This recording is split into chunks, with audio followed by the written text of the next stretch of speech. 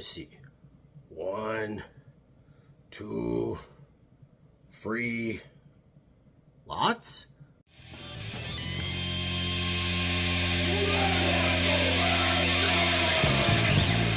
Wow! Welcome back to the Red Ones Go Fast. Old Big Mek here, and it's still Orktober, which means it's time for another video. And in this one, we are talking about one of my favorite Big Meks of all time, the Shokk Attack Gunz. So let's get into it. All right, first, real quick, a little update for those of you that have been watching the whole time. Yes, my wrist is not in an actual cast. However, hold your breath.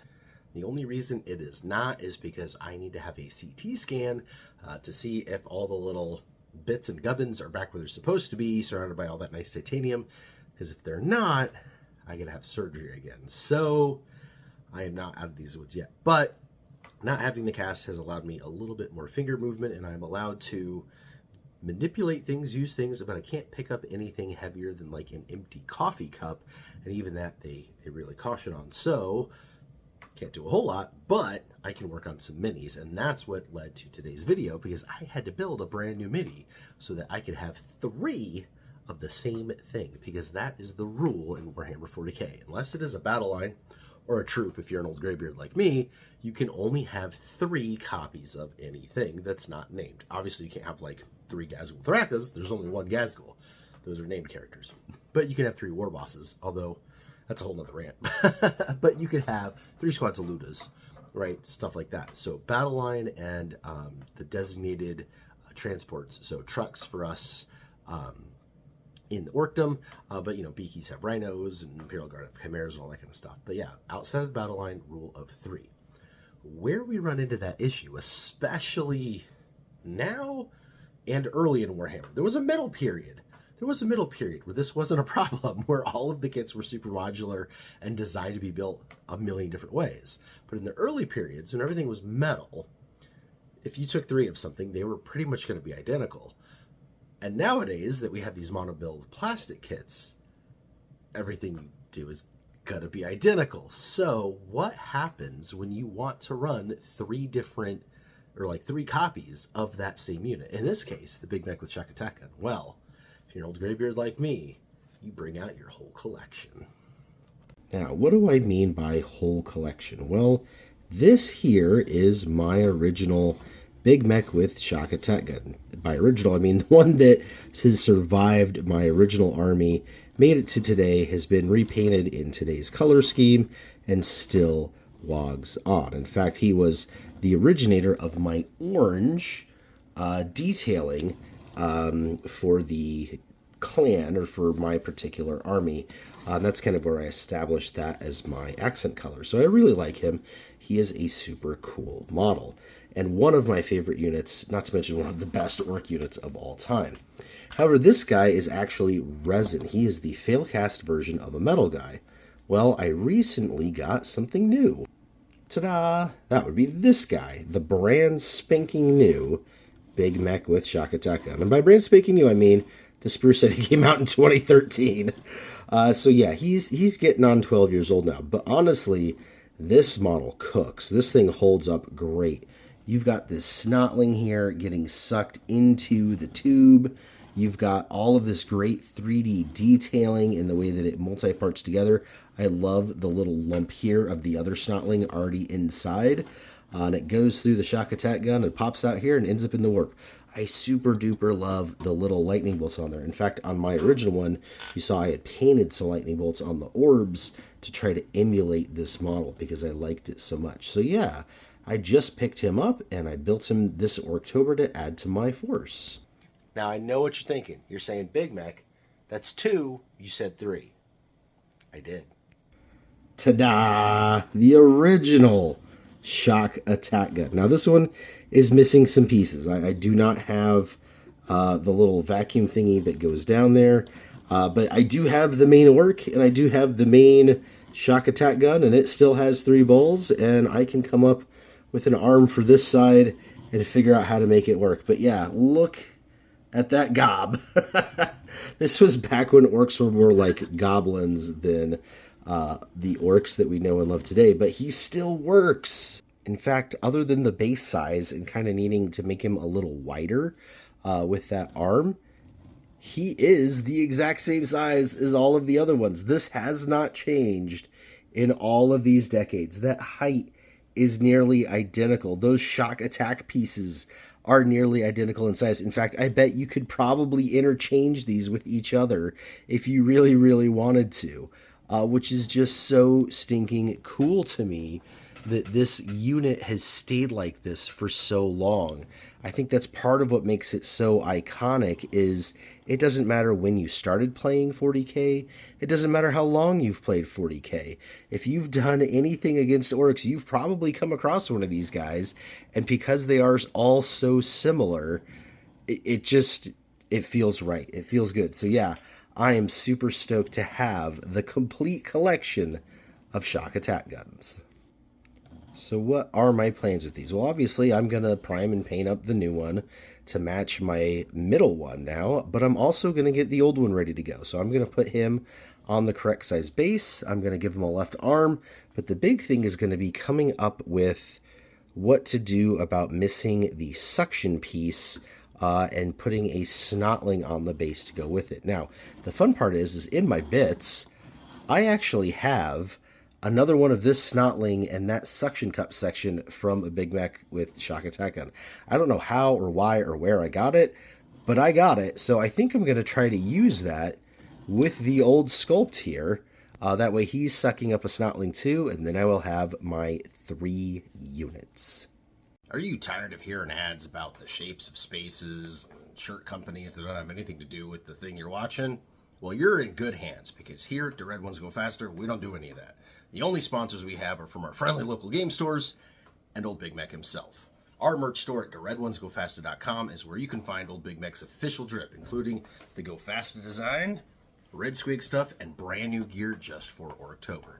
So make sure you check it out at theredonesgofaster.com and support the channel. That way you don't have to watch any ads about any other wacky things like dog food or VPNs, whatever that is. All right, back to the show. Now, as for using the Shokk Attack Gun itself on the tabletop, it has always been a part of the Orc Army, and it has been wildly different edition to edition. This is the old 2nd edition Codex. You'll see here that there is a misfire table, an attack chart for vehicles, a Dreadnought Robot Wraithguard Terminator attack chart, foot troops, support weapons, and bunkers. So what it did change depending on what you shot at.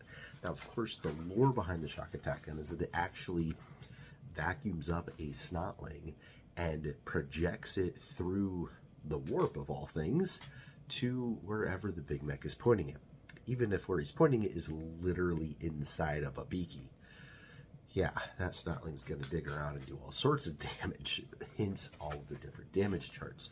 So it was a wildly crazy gun all the way back to the beginning. But the really great thing about it is it was like you had a little bit of power in it, and then it had like some crazy overpower that could happen, but it also had some crazy like misfiring that could happen. My favorite thing is when it misfires and it goes backwards and it sucks the Big Mek himself through the warp and spits him out the other side. That result came in the 4th edition version of the firing the Shokk Attack Gun, where a 4/4 on a 2d6, so you had to run double 4s. Oh no, that one was sploosh. Zoink, double 5s, 5/5, and a zoink in a freak accident. The Shokk Attack Gun fires the Mek and leaves the snotlings in its place. No shot is fired. Immediately place the Mek in base contact with the target and treat him as if he has initiated an assault this turn. So at least the Big Mek doesn't end up inside the beaky, just rather right up in his face, ready for some crumping.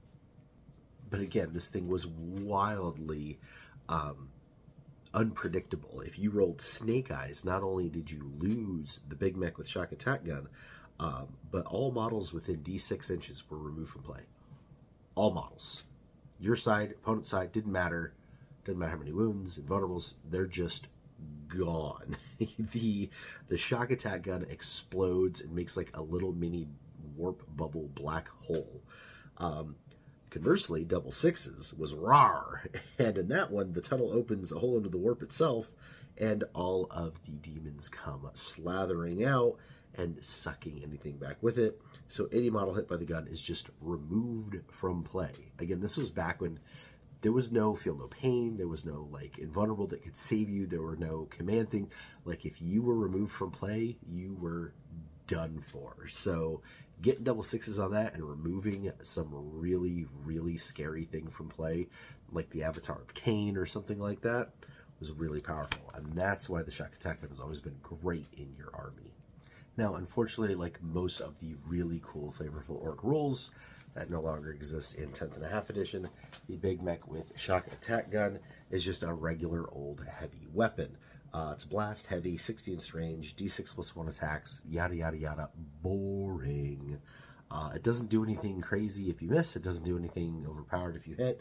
In fact, the only thing you get is deranged snotling attack. After you've shot with it, you select one or more enemy, or one enemy hit by one or more of the attacks, and they take a battle shock test. Ooh, yeah, it lost all the flavor of the earlier editions. Orcs were so much more fun when they were peaky like that, when it was very unpredictable. You didn't know what was going to happen, and you had an equal amount of chance to cause like maximum carnage to the enemy, and maximum carnage to yourself. And it was just up to the whims of Gork and Mork which way the winds were going to blow for you that day, and that was really cool. Now, all that being said, I'm really excited to paint this guy up and add him to my collection. I've loved the little lightning bolts ever since they came out. Like I said, I did paint my own version on mine when I did redo his paint job. He's got little lightning bolts in the orb there, but, you know, that's not as cool as the 3D version. So, very much looking forward to painting that. And honestly, I am just as excited about this metal guy. Again, this was supposed to be an Orktober video all along, where hopefully I had, done the conversion and painted them and everything, stuff got in the way. But you will definitely see these guys back here on this channel, so make sure you're subscribed so that you don't miss when I do finally get them all converted and painted up. But yeah, he's going to go on a big base. I'm going to use whatever bits I can get my little grubby mitts on to make him sucking up a snotling, and I will have the trifecta of Shokk Attack Gunz for my 3 units in the army. And that's really cool because there's not a lot of units that can actually do that. Obviously, your big squads, you change up the individual models with the poses and stuff, they all look unique, they're pretty cool. A lot of the newer stuff you can't really do things with, especially like vehicles. Think about like the buggies, for example. There is not really an easy way to make a shock jump dragster look any different than any other shock jump dragster outside of paint jobs. You really have to work hard for a kit bash on that, which is something I am definitely planning on doing for each of the buggies once I get the original set done. But on characters, even with those, it's not always that easy. Think about like Beast Boss. It's a new character. There are no alternative sculpts. You've got to kit bash something from Age of Sigmar like I did, or something like that. There's also things like the Pain Boy. The model we have now is the model we've had forever, and then there was a really old metal Pain Boss, and that was about it. So yeah, you're like down to kit bashing. I'm really looking forward to, in the future, especially once 11th edition hits and we get a bunch of new models, any models that I have 2 of that are different, I'm hoping that I get a 3rd so that I can do this for all sorts of things. War Boss is a really great example of that. My main War Boss is my OG Assault on Blackreach War Boss, and then I have the newer War Boss with the attack squig down on the ground, and that's it. Those are my 2 War Bosses. So when they come out with a brand new War Boss, I'm very excited to multi-part kit him together and add him to my collection of War Bosses so that I have 3 really unique ones. And hopefully, the same thing will happen with the other HQ models and things of that nature. All right, that's going to do it for this one. Let me know your thoughts down in the comments below. Which of these 3 Big Meks with Shokk Attack Gun is your favorite? Or are there any other models that have a 1, 2, 3 like this that you have collected or want to collect? I would very much like to know if anybody else has something like that out there, where you've got the beginning, the middle, and the end, and whether or not you use those in the game. I think it looks super duper cool on the battlefield. Like I said, I am super stoked to get these guys painted up. They are definitely going to be jumping the line for a bunch of my projects. So again, you won't have to wait long for that video. But that's going to do it for today. It is still Orktober, which means I will see you right back here again tomorrow for another video. And until then, Warhammer!